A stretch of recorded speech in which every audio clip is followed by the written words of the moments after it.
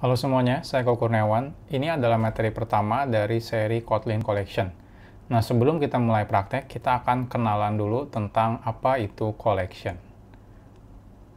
Kalau teman-teman berasal dari programmer Java, mungkin sudah ngerti ya tentang Java Collection. Nah, di Kotlin juga dia ada collection-nya. Jadi, teman-teman walaupun sebelumnya mungkin belum belajar Java, nggak masalah. Kenapa? Karena collection-nya bakal kita bahas tuntas di seri ini. Jadi teman-teman bisa menggunakan Kotlin untuk membuat struktur data atau istilahnya collection. Sebelum teman-teman belajar, perlu diperhatikan ini adalah seri yang bukan lagi dasar ya. Nah, teman-teman untuk belajar seri ini diharapkan teman-teman sudah nonton seri-seri yang sebelumnya sudah saya buat, yaitu Kotlin dasar, sudah ada juga di YouTube channel Programmer Zaman Now, teman-teman bisa lihat. Kotlin Object Oriented Programming juga sudah ada, teman-teman bisa lihat juga. Dan Kotlin Generic juga sudah ada, jadi teman-teman bisa lihat tiga ini. Jadi materi yang Kotlin Collection ini wajib teman-teman harus bisa tiga ini dulu ya, sebelum teman-teman bisa mempraktekkan si Kotlin Collection. Nah, kalau teman-teman lanjut materi ini, berarti teman-teman sudah belajar tiga materi sebelumnya. Sekarang kita kenalan dulu dengan collection. Apa itu collection? Collection itu adalah hal umum yang biasa dimiliki di bahasa pemrograman, seperti contohnya Java. Di Java udah pasti teman-teman yang programmer Java udah kenal lah Java Collection. Python juga mungkin ada, di Ruby dan lain-lain. Hampir semua bahasa pemrograman itu selalu ada collection. Sebenarnya di Kotlin sebelumnya kita udah bahas collection, yaitu tentang array ya. Nah, cuma collection-nya itu terlalu sederhana. Kenapa? Karena pada kenyataannya nanti bakal banyak sekali tipe-tipe collection yang akan kita bahas. Jadi kalau di beberapa bahasa pemrograman mungkin cuma sederhana ya, cuma ada array atau map atau list dan sebagainya. Tapi nanti di Kotlin itu akan banyak sekali collection yang bisa kita gunakan. Jadi nanti saat kita bikin aplikasi pun kita bisa milih-milih collection yang mana atau struktur data yang mana yang cocok untuk kasus yang saat ini kita lagi kerjakan. Sebuah collection biasanya berisikan sejumlah data, bahkan bisa kosong. Jadi ini mirip kayak teman-teman array ya. Array itu kan isinya bisa kosong atau bisa lebih dari satu. Nah, collection juga intinya sama. Dia sebenarnya untuk menyimpan data. Datanya bisa kosong, bisa juga lebih dari satu, sampai tidak terbatas.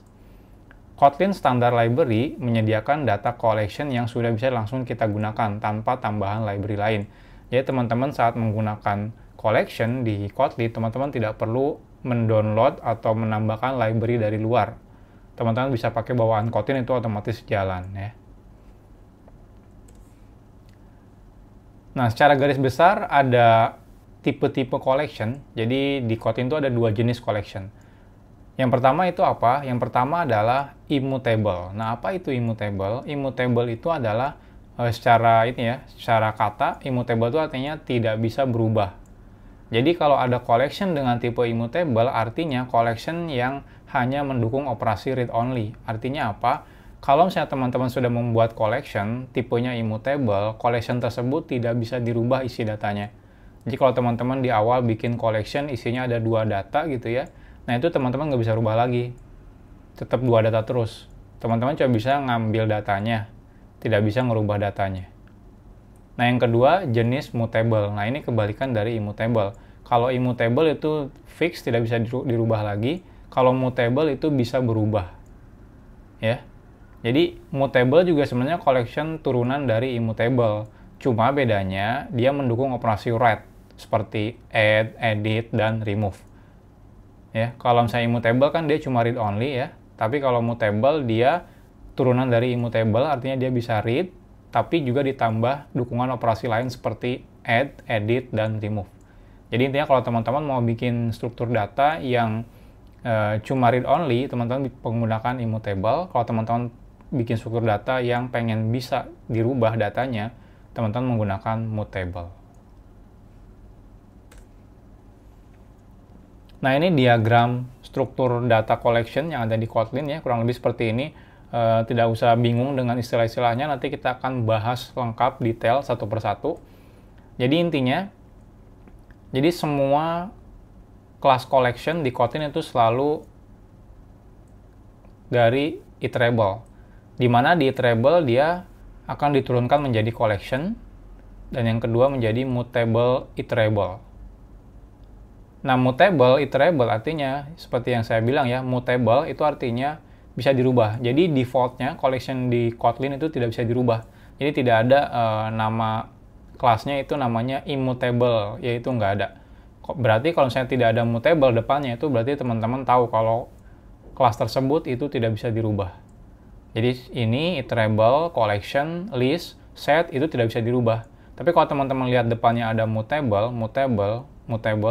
itu berarti bisa dirubah.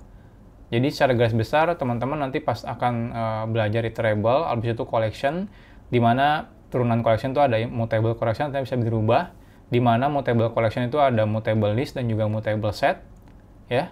Lalu ada juga struktur data yang isinya kalau ini ya, iterable sama collection itu defaultnya cuma satu data atau single data ya. Jadi kalau teman-teman masukin dua data ya isinya cuma data biasa 1, 2 gitu.